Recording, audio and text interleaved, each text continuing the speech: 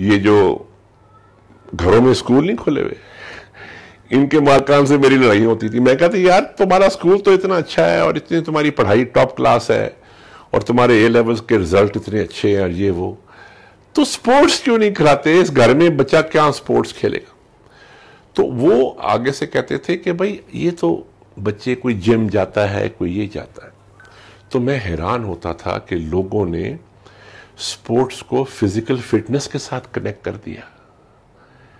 Physical fitness تو ایک sports کا بہت چھوٹا بائی پروڈکٹ ہے. سب سے بڑی چیز سپورٹس کی بتاؤں کیا ہے؟ It is the only activity in the world that teaches you how to lose. ہارنا سکھاتی ہے. اور آج اپنے ملک میں آپ دیکھ لیں، آپ کو ایک چیز نظر آئے گی، کسی کو ہارنا نہیں آتا. ہم ہارنا بھول گئے. ہم ہر گھر کو آگ لگا دیں گے، ہم ہاریں گے نہیں.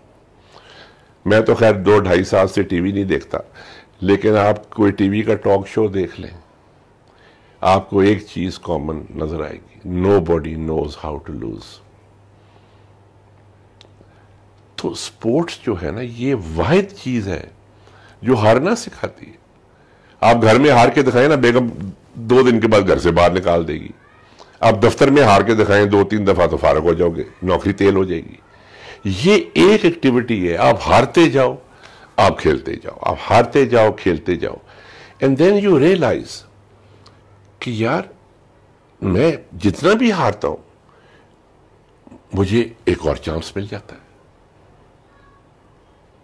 دی other thing sports teaches you, جو ہم بھول چکے ہیں، وہ کولیبریشن ہے.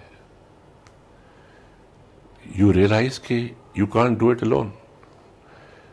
Even in individual sports you can't do it alone.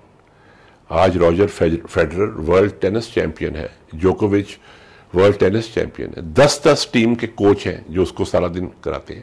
تو ورلڈ چیمپئن کو کون سا کوچ سکھا سکتا ہے بھائی؟ وہ تو ورلڈ چیمپئن ہے، لیکن اس کے بھی کوچ ہیں.